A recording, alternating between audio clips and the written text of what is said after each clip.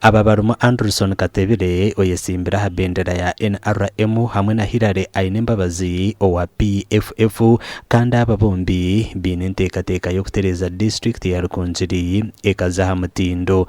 hamna hambere zinde ziri mu district om ezindenda ngu mu nkwase mwampiro obwebembezi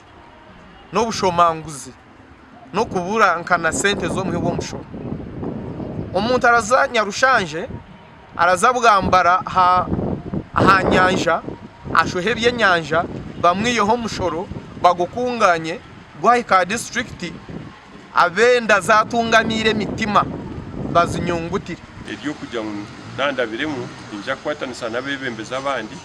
tukore entunguka abw'abantu bona mu Rukunjiri district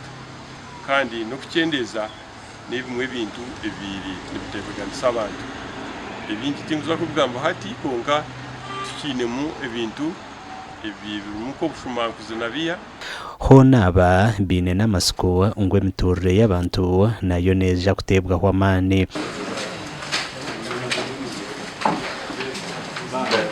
kandi nyetebekanise kwatanisa n'aba barabe baronse tukutereza enshonga hatari nyowe kwetekatekera ku rugo mbantu mu district age twinemu abana n'ebyana abo baragwesaje abandi bakabagwesa kuri abatarabona bulinganiza abandi bakabubona akaruru tukarondo musinge